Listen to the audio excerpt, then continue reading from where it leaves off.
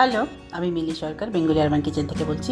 আমার ইউটিউব ফ্যামিলির সকল দর্শক বন্ধুরা কাছে দূরে যেখানে যে আছেন সবাইকে অনেক অনেক প্রীতি ও শুভেচ্ছা জানিয়ে শুরু করছি আজকে আমার রেসিপি। আজকে আমি বানাচ্ছি নিরামিষ লাউয়ের তরকারি। এখন তো বসন্তকাল, শীত শেষ, গরম পড়তে শুরু করেছে। এখন পেট ঠান্ডা রাখার জন্য আমরা লাউয়ের কম তেল মশলাওয়ালা সবজি খেতে পছন্দই করি সবাই, যেটা আজকে আমি এখানে আপনাদের সঙ্গে শেয়ার করেছি। আসুন দেখে নেওয়া যাক কীভাবে আমি একটা তৈরি করেছি। এখানে একটা ছোট্ট লাউ নিয়ে নিয়েছি, ভীষণই ছোট আর এটা ভীষণ কচিও। প্রথমে আমি লাউটাকে কেটে নেব, এইভাবে করে মাঝখান দিয়ে কেটে নিচ্ছি। তারপর এটাকে খোসা ছাড়িয়ে নেব।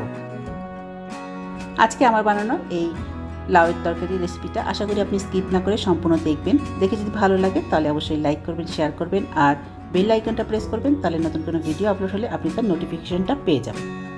প্রথমে আমি একটা লাউয়ের খোসা এইভাবে ছাড়িয়ে দেখে দিচ্ছি, আর একটা লাউয়ের খোসাও আমি এভাবে করে ছাড়িয়ে নেব। লাউয়ের খোসা ছাড়িয়ে নেওয়ার পর লাউয়ের টুকরো দুটোকে আমি ভালো করে ধুয়ে নেব।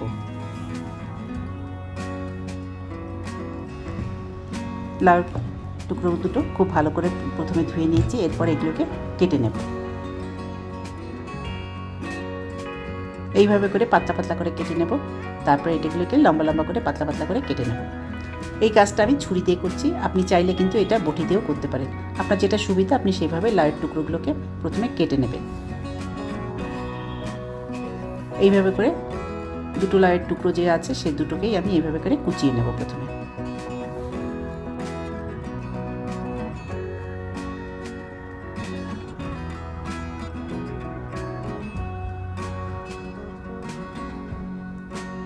এইভাবে করে আস্তে আস্তে একটা লাউয়ের টুকরো আমি এইভাবে কেটে দেখাচ্ছি।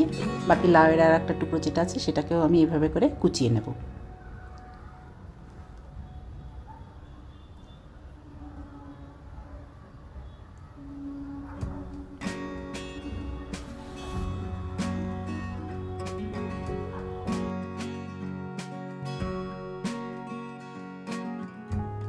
লাউটা কুচিয়ে নেবার পর এবার আমি যাচ্ছি রান্নার দিকে। তার জন্য কড়াই বসিয়ে দিয়েছি। কড়াই গরম হয়ে গেলে আমি এর মধ্যে দিয়ে দিলাম কিছুটা সর্ষের তেল। আজকে আমি রান্নাটা করছি কিন্তু সর্ষের তেল।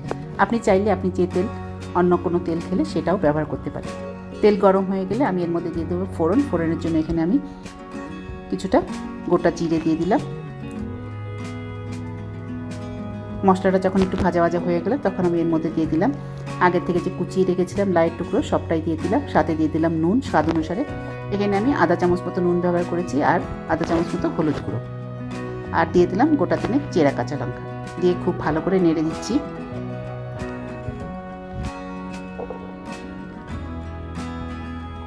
এরপর এটাকে ঢাকা দিয়ে দেবো।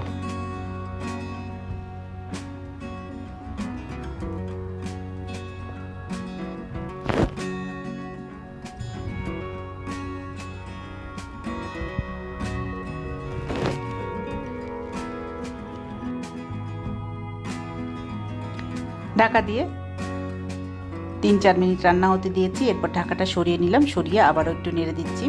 লাউটা ভীষণই কচি ছিল, সেই জন্য এর মধ্যে জল দেবার দরকার নেই। নুন দেওয়াতে এর থেকে জল উঠেছে, সেই জলেই লাউ সেদ্ধ হয়ে যাবে। আরও 4-5 মিনিট পর ঢাকাটা সরিয়ে নিলাম। এবার আমি এর মধ্যে দিয়ে দিলাম 1 চামচ জিরের গুঁড়ো।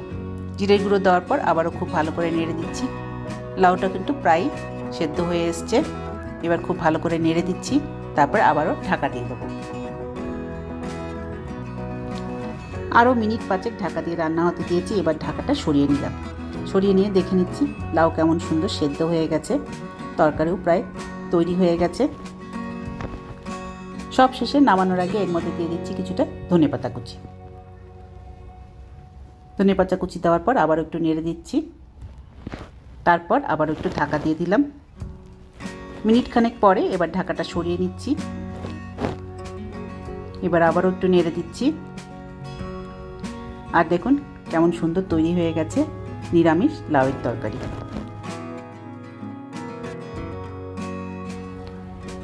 এই গরমকালে পেট ঠান্ডা রাখার জন্য এরকম খুব কম তেল মশলাওয়ালা নিরামিষ লাউয়ের তরকারি কিন্তু খেতে দুর্দান্ত লাগে ভাত অথবা রুটির সঙ্গে।